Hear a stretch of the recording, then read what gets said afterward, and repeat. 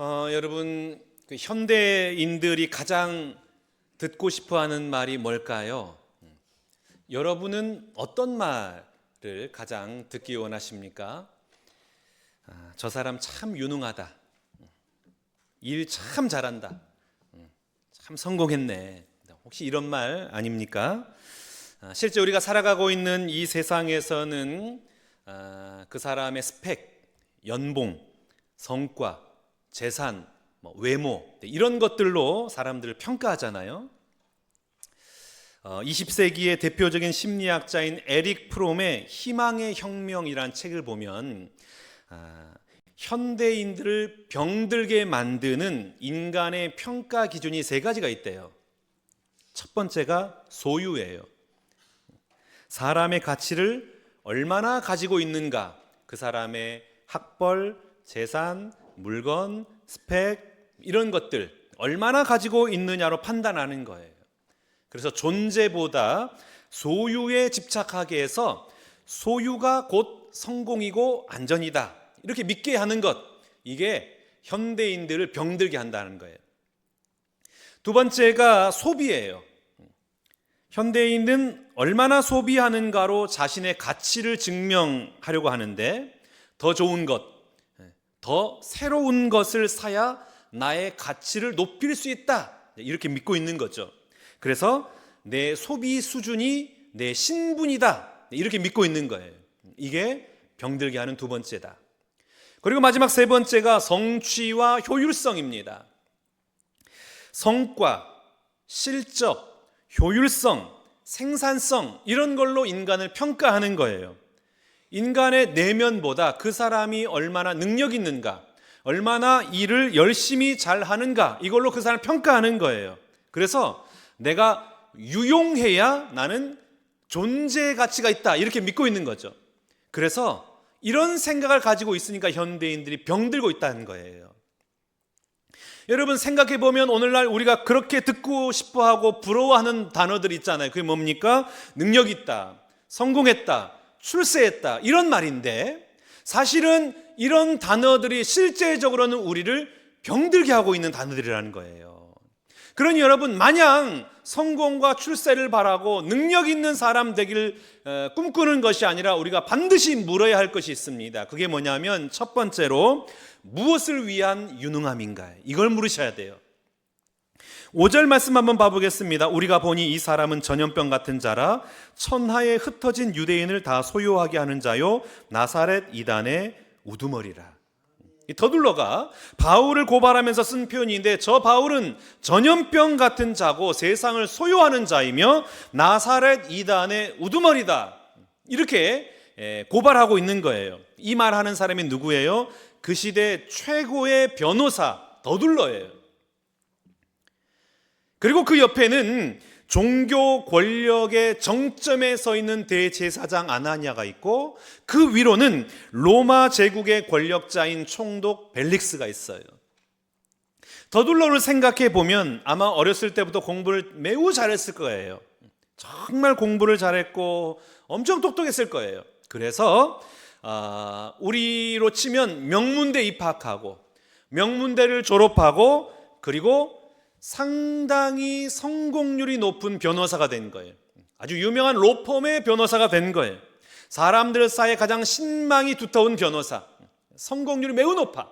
그래서 내가 돈만 있다면 저 변호사에게 꼭 내 문제를 의뢰하겠다고 싶을 정도로 그렇게 모든 사람들이 신망하는 변호사, 세상으로부터 각광받는 존재, 엘리트 코스를 밟아서 성공한 변호사가 더둘러예요. 이런 말을 들으니까 우리 자녀들도 그렇게 키우고 싶잖아요. 야, 우리 자녀도 그렇게 성공한 변호사가 되었으면 얼마나 좋을까. 그런데 그 성공과 그 유능함이 어디에 쓰이고 있어요? 하나님을 대적하고 복음을 훼손시키는데 사용되고 있는 거예요. 여러분, 우리는 너무나 유능함에 길들여져 가지고 유능함에 목말라 합니다. 유능한 자녀, 능력 있는 내가 되고 싶어 해요. 유능함에 대한 이 목마름이 사실은 아무것도 아니거든요. 그 유능함보다 더 중요한 건 무엇이냐면 그 유능함이 어디에 사용되고 있느냐가 중요한 거거든요. 근데 우리는 그냥 유능하길 원해. 성공하길 원해. 능력 있길 원해요. 더둘로의 언변은 복음을 전하는 사람을 죽이기 위해서 쓰이고 있고, 아나니아의 그 종교적 권위는 진리를 누르기 위해서 쓰이고 있고, 벨릭스의 정치 권력은 정의보다는 인기와 돈을 챙기는 데 쓰이고 있는 거예요. 생각해보면 세상에서는 이들이 다 유능한 사람들이죠. 변호사, 대제사장, 총독, 아주 유능한 사람입니다. 그런데 하나님 나라 앞에서는 어때요? 진리를 거스르고 복음을 막고 하나님의 사람을 억울하게 만드는데 자기 능력을 쓰고 있는 거예요. 그러니 그 유능함이 도대체 무슨 의미가 있을까요? 아무리 유능해도, 아무리 그 재능과 자리가 높아도 그것이 하나님을 대적하는 데 쓰인다면 그 능력과 그 유능함과 그 자리는 아무런 쓸모없는 것이 되고 마는 것이죠. 그래서 우리가 반드시 물어야 할 것이 있습니다. 그게 뭐냐면, 나는 유능한가 그렇지 못한가, 내 자녀는 성공했는가 실패했는가, 이걸 묻는 것이 아니라 나의 유능함은 지금 어디에 누구 편에 서 있는가, 우리 자녀의 이 유능함은 무엇을 위해서 사용되고 있는가, 내 말 잘하는 능력, 나의 조직 운영 능력, 내 경험과 전문성, 나의 자리, 나의 재정, 나의 인맥, 이 모든 것들이 지금 복음을 막는 쪽에 서 있는가, 아니면 복음을 흘려보내는 쪽에 서 있는가, 물으셔야 돼요. 그러니 여러분의 물질과 건강과 에너지와 시간과 그 모든 것이 하나님 나라를 확장하는 데 사용되는 하나님 나라의 유능한 사람이 되시기를 주님의 이름으로 축복합니다. 두 번째 물어야 될 것은 이 질문인데, 연약함과 갇힘 속에서도 나는 여전히 복음을 선포하고 있는가? 14절부터 16절까지 보겠습니다. 그러나 이것을 당신께 고백하리이다. 나는 그들이 이단이라 하는 도를 따라 조상의 하나님을 섬기고 율법과 선지자들의 글에 기록된 것을 다 믿으며 그들이 기다리는 바 하나님께 향한 소망을 나도 가졌으니 곧 의인과 악인의 부활이 있으리라 함이니이다. 이것으로 말미암아 나도 하나님과 사람에 대하여 항상 양심의 거리낌이 없기를 힘쓰나이다. 지금 쇠사슬에 매여 있는 사도 바울이, 이 죄수가 권력자들 앞에서 자신을 변호하고 있는데, 그 변호의 내용이 무엇이냐면, 사람들이 이단이라고 부르는 그 도를 저는 쫓아서 살고 있습니다. 그 도를 쫓아서 하나님을 섬기고 있습니다. 저는 율법과 선지자의 말씀을 믿고, 그리고 그 연장선상에서 예수 그리스도를 통한 복음을 받아들여서 그 복음으로 하나님을 섬기고 모든 사람 앞에 거리낌 없는 삶을 살아가고 있습니다. 여러분, 사실 바울의 인생을 지금 상태로만 보면 어때요? 선교하러 다니다가 잡힌 거예요. 사방에서 모함을 해가지고 감옥에 억울하게 갇혔어요. 지금 재판받고 있고 앞으로도 2년 동안 감옥에 감금되어야 됩니다. 우리 표현으로 하면 뭡니까? 인생 참 꼬였네. 꼬인 인생이에요. 그렇게 열심히 살더니 결국 저렇게 되어버렸네? 참 안 됐다. 바울의 사역은 망했구나. 억울하게 걸려서 참 재수없는 인생이네. 이런 평가들이 우리의 평가일 거예요. 그런데 사도 바울은 그렇게 받아들이지 않아요. 억울해하지도 않고 하소연하지도 않고 지금 이 감옥에서 벗어나려고 자신의 인맥을 동원하지도 않아요. 오히려 그가 갇힌 자리, 이 실패처럼 보이는 자리, 찌질해 보이는 그 자리에서 한 가지를 붙들고 있어요. 그 한 가지가 뭐냐면, 복음은 여전히 진리다. 부활은 분명히 있다. 예수님께서 십자가에서 죽으시고 3일 만에 다시 살아난 것은 분명한 사실이다. 이 복음, 이걸 붙들고 있는 거예요. 그래서 나는 그분 앞에서 양심의 거리낌 없이 이 땅을 살아가겠다. 이게 사도 바울의 분명한 요점입니다. 그리고 총독에게 그 복음을 전하고 있는 거예요. 어제 강동노회 여전도 연합회 찬양제가 있었는데 축사 말씀을 우리 강동노회장이 했어요. 참 인상이 깊었고 매우 감동을 받았는데 자신의 연약함을 내어놓더라고요. 노회장께서 말씀하시기를 제가 췌장암 4기를 선고받았습니다. 인생이 다 무너지는 것처럼 느껴졌습니다. 밥을 먹을 수가 없습니다. 먹어도 소화가 안 됩니다. 너무나 힘든 시간을 보냈습니다. 그러다가 이래서는 안 되겠다 싶어가지고 밥을 먹고 꼭 운동해야겠다.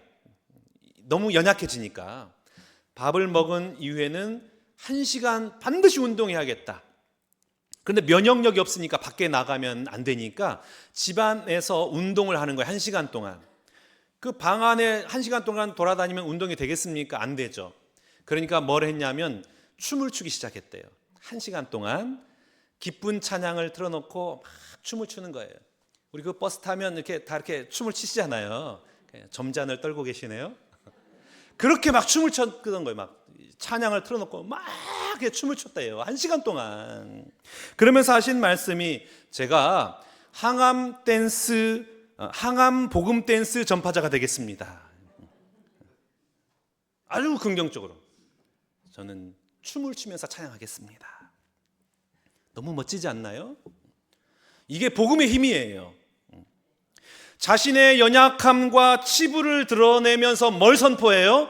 복음 선포하는 거예요. 하나님의 은혜를 말하고 어려움 속에서도 얼마든지 춤을 추면서 찬양할 수 있음을 그걸 선포하고 고백하고 복음을 증거하고 있는 거예요. 여러분도 얼마든지 찬양할 수 있습니다. 도전하잖아요. 어떻게 이럴 수가 있을까요? 이 땅이 전부가 아니야. 이 몸이 전부가 아니야. 나에게는 부활의 소망이 있고 영원한 생명이 예비되어 있는 믿음이 있기 때문에 나의 연약함과 부족함과 찌질함과 능력 없음을 통해서도 구원의 복음을 증거할 수가 있어. 이거 고백하는 겁니다. 여러분, 진짜 부족함과 진짜 부끄러움과 치부는 뭐냐면 췌장암 4기가 아니에요. 나의 실패와 망한 사건이 부끄러운 것이 아니에요. 진짜 부끄러운 건 뭐냐면 어떤 순간에서도 복음에 대해서 단 한마디도 내뱉지 못하고 있는 나의 믿음 없음입니다. 그게 정말 부끄러운 거예요. 고린도전서 1장 18절 말씀 봐보겠습니다. 십자가의 도가 멸망하는 자들이 뭐라고요? 미련한 거예요. 그러나 구원을 받는 우리에게는 뭡니까? 하나님의 능력이라. 아멘. 복음은 아무것도 아닌 게 아닙니다. 예수 그리스도의 십자가의 죽음과 부활은 아무것도 아닌 게 아니에요. 우리의 생명과 우리의 존재 자체를 뒤집어 놓는 힘과 능력과 권세인 줄로 믿습니다. 여러분, 복음은 미련한 게 아니라 하나님의 능력이에요. 진짜 미련한 건 뭐냐면 내가 복음으로 산다 하여 무슨 의미가 있을까? 이런 푸념이에요. 오늘 내가 말씀으로 적용한다 치면서 나의 죄인됨을 인정하고 그는 나보다 옳도다 인정하면 혹시 내가 우스운 사람 되지 않을까? 이런 걱정이에요. 오늘 내가 남편에 대해서, 아내에 대해서, 자녀에 대해서, 부모에 대해서 인내하고 참고 다 받아들이고 내 자존심 내려놓으면 나만 손해보는 거 아닐까? 이런 의심, 이런 자존심, 이런 태도가 진짜 미련한 겁니다.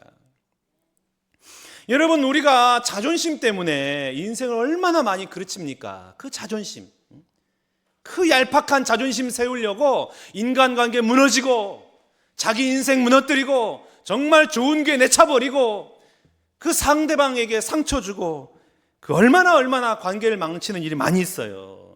이게 감정이죠. 그래서 이 감정은 이 철이 없다 그러잖아요. 철이 없이 매번 찾아오는 게 감정이에요. 그래서 사탄은 우리의 감정을 이용해요. 우리의 감정을 막 부추겨요. 분노하게 하고 혈기하게 하고 부정적으로 보게 하고, 그래서 분란을 일으키고 억울한 감정을 일으켜서 믿음 생활을 방해하게 하죠. 혹시 내가 이상한 사람 취급당하는 거 아니야? 나 우습게 보는 거 아니야? 나 무시하는 거 아니야? 나 쉽게 생각하는 거 아니야? 자꾸만 이런 생각이 들어서 늘 강한 모습만 보이려고 그래요. 괜찮은 모습. 그러다 보니까 어떻게 돼요? 무너지죠. 나는 실제 그 모습이 아닌데 그 연기하려다 보니까 얼마나 힘들어요. 여러분, 그런 취급 좀 당하면 어때요? 무시당하면 어때? 응? 저 사람 참 별 볼 일 없네. 그러면 어때? 우리가 그렇게 은혜 받고 그렇게 도전받는 예수 그리스도, 가장 연약하고 가장 낮은 자리인 십자가에 걸어가셨잖아요. 어떤 높임도 어떤 강함도 취하지 않으시고 그 온몸으로 온갖 모멸과 수치를 다 받아내셨잖아요. 연약함의 자리를 걸어가셨단 말이에요. 그러니까 사도 바울이 무엇을 고백합니까? 내가 약할 때 뭐라고요? 곧 강함이라. 약함을 자랑해요. 약함을 즐겨요. 여러분, 나의 찌질함도 나의 실패도 나의 고난의 사건도 갇힘의 아픔도 모함과 억울함과 망하는 사건도 그것을 통해서 오늘 내가 복음을 나타낼 수만 있다면 그건 부끄러움이 아니라 위대한 하나님의 능력의 사건이 되는 것입니다. 바울에게 지금 이 감옥, 이 억울한 재판, 이 모함과 갇힘이 바로 그런 자리인 거예요. 겉으로 보면 완전히 실패했죠. 일이 다 막힌 것 같고 사역도 정지가 되었고 사람들 눈에 망했다. 저 사람 망했다. 그런데 하나님 나라에서는 그곳이 복음이 선포되는 자리예요. 매우 유능한 자리인 거예요. 사도 바울로 말미암아 총독이 그의 아내가 복음을 듣고 주변 사람들이 부활의 소망을 듣잖아요. 우리 인생도 마찬가지입니다. 내가 너무나 부끄러운 그 과거, 정말 말하기 싫은 그 실패, 사람들에게 숨기고 싶은 나의 그 찌질함, 이해할 수 없는 고난과 불편한 상황, 정말 억울했던 그 사건, 나 여기서 정말 끝났구나, 그렇게 끝났다고 생각한 그 망한 사건, 그런데 오히려 그것이 복음을 드러내는 통로가 될 수만 있다면, 그 자리에 하나님이 개입하셔서 복음의 능력이 나타날 수만 있다면 그건 더 이상 부끄러운 과거가 아니라 하나님의 능력이 나타나는 자리임을 믿습니다. 그러니 여러분, 오늘도 내 모든 삶의 자리에서 나를 부인하고 나의 죄인됨을 인정하고 그는 나보다 옳도다, 당신이 나보다 옳습니다, 맞습니다, 그렇게 말씀으로 살아내는 그 삶이 사람을 살리는 길이라는 것을 기억하고 하나님의 능력임을 기억하고 그런 믿음의 길을 걸어가는 저와 여러분 되시기를 주님의 이름으로 축복합니다. 세 번째 질문해야 될 것은 누구의 소리에 나는 귀를 기울이고 있는가? 24절과 5절 말씀 보겠습니다. 수일 후에 벨릭스가 그 안에 유대 여자 드루실라와 함께 와서 바울을 불러 그리스도 예수 믿는 도를 듣거늘 바울이 의와 절제와 장차 오는 심판을 강론하니 벨릭스가 두려워하여 대답하되 지금은 가라, 내가 틈이 있으면 너를 부르리라. 벨릭스가 바울을 몇 번씩 불러서 복음을 들었어요. 그 복음의 내용이 뭐였냐면 의와 절제와 심판이에요. 복음의 핵심이죠. 하나님 앞에서 의롭다 함을 얻는 문제, 자기 욕망을 내려놓는 절제의 삶, 그리고 언젠가 반드시 서게 될 그 심판의 자리, 이것에 대해서 바울이 선포하니까 벨릭스가 어떻게 반응해요? 두려운 거예요. 마음에 찔림이 있었어요. 하나님이 그 심령을 막 두드린 거죠. 여러분, 말씀은 우리에게 담대함을 줘요. 그와 동시에 말씀은 나를 비춰요. 내 내면을 비춥니다. 내 실체를 비춰요. 내 안에 있는 어두움, 나의 더러움, 내 은밀함을 말씀이 비춥니다. 내가 드러나는 거죠. 내 실체가 막 드러나는 거예요. 그럼 어떻게 돼요? 우리가 할 수 있는 말이 무엇입니까? 아이고 하나님, 나 어떻게 합니까? 하나님, 저 어떻게 해요? 저 이렇게 연약하고 이렇게 찌질하고 이렇게 부족하고 이렇게 완악한 사람인데 저 어떻게 해요? 이렇게 반응해야 되잖아요. 그리로 가야 된단 말이에요.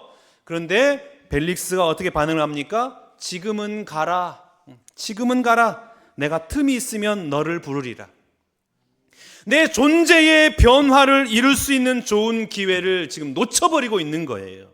그 대신에 뭘 바라고 있습니까? 26절 말씀 한번 봐보겠습니다. 동시에 또 바울에게서 돈을 받을까 바라는 거로 더 자주 불러 같이 이야기하더라. 그 얼마 안 되는 뇌물을 기대하면서 다음 기회에 보자. 다음 기회가 있잖아. 여러분, 그 돈 없어서 못 삽니까? 총독이잖아요. 그 얼마 안 되는 돈 없어도 잘 살 수 있잖아요. 그런데 그 돈 몇 푼의 욕망에 휘둘리다가 영원토록 영광스러운 존재로의 변화를 위한 기회를 스스로 날려버리고 있는 거예요. 오늘 예배한 우리 모두도 사실은 우리가 헌신해도 희생해도 우리 얼마든지 괜찮을 만큼 갖고 살고 있습니다.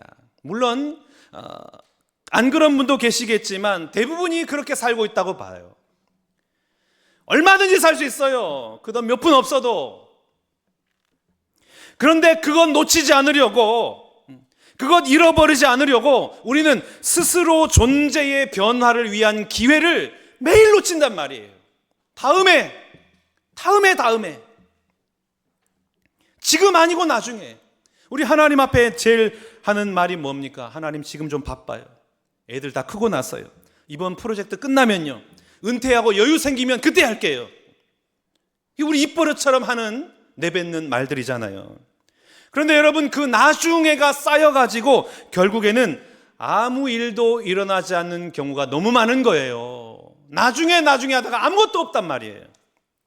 말씀 듣고 찔림이 있고, 그래 바꾸긴 바꿔야지 이렇게 생각도 하는데 결단을 미뤄요. 현실 핑계대고 버티다가 결국 아무 변화도 없는 인생이 되고 마는 겁니다. 어느 유명 강사가 한 강연에서 행복에 관한 주제를 가지고 강연을 하다가 청중들에게 이렇게 말을 했다 그래요. 여러분, 여행은 가슴이 떨릴 때 가야지 다리가 떨릴 때 가면 안 됩니다. 청중들에게 웃은 거예요. 맞아. 여행은 가슴 떨릴 때 가고 힘 있을 때 가야지 다리 떨리고 힘 없을 때 가면 안 되지. 맞장구를 치고 맞아 이렇게 하고 있는데, 그 중에 한 분이, 아이고 선생님 말씀은 좋은데 아이들 공부도 시켜야 되고 결혼도 시켜야 되고 해줄 게 많으니까 여행은 꿈도 못 꿉니다. 나중에 시집장가 보내고 그때 가죠 뭐. 근데 여러분, 나중은 없어요. 나중은 없는 거예요. 세상에서 가장 허망한 약속이 뭐냐면 나중에 할게, 나중에 보자, 나중에 기회가 있겠지. 무엇인가 하고 싶으면 바로 지금 실천에 옮겨야 하는 겁니다. 현재가 영어로 프레젠트라고 그러잖아. 프레젠트. 근데 이 프레젠트는 다른 의미가 하나 더 있는데, 그게 뭡니까? 선물. 그러니까 오늘이라는 현재는 하나님께서 나에게 주신 선물인 거예요. 이 오늘을 나중에로 미루지 마세요. 이건 나에게 주신 선물인데 이 선물 붙들고 내 오늘이라는 삶 자체가 선물임을 기억하고, 오늘 결단할 걸 오늘 결단하고, 오늘 실천할 걸 오늘 실천하고, 오늘 복음의 일꾼으로 살아갈 수 있을 때 일꾼으로 살아가는 여러분 될 수 있기를 축복합니다. 여러분, 누구에게 듣고 계신가요? 어떤 소리에 귀를 기울이고 있습니까? 우리는 너무나 많은 경우에 죄의 종에게 귀를 기울입니다. 죄의 종이라고 하는 것은 두려움, 불안, 의심, 염려, 근심, 걱정, 이게 다 죄의 종으로부터 들려진 소리예요. 그러니까 늘 초조해, 불안해, 부끄러워, 자존심, 그런 것만 막 붙든단 말이에요. 그러니까 아무런 소망이 없는 거죠. 보면 아나니아 제사장은 대제사장의 그 권위를 들어요. 더둘러는 자신의 명예와 이득의 소리에 귀를 기울여요. 총독 벨릭스는 자신의 정치적인 안전과 뇌물에 대한 욕망으로부터만 그 소리를 듣는 거예요. 그러니까 그 사람들 가운데 무슨 소망이 있겠습니까? 바울은 어디로부터 소리를 듣습니까? 주님으로부터 소리를 듣는 거예요. 여러분, 주님으로부터 진짜 듣는 자에게 나타나는 독특한 현상이 있는데, 그게 뭐냐면 남을 위한 일이 곧 나를 위한 일이라는 것을 깨닫게 됩니다.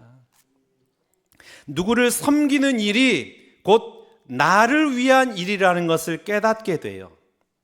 그래서 자꾸만 나누고 싶어하고 사랑을 하게 되고 내 손길이 자꾸만 가게 되는 거예요.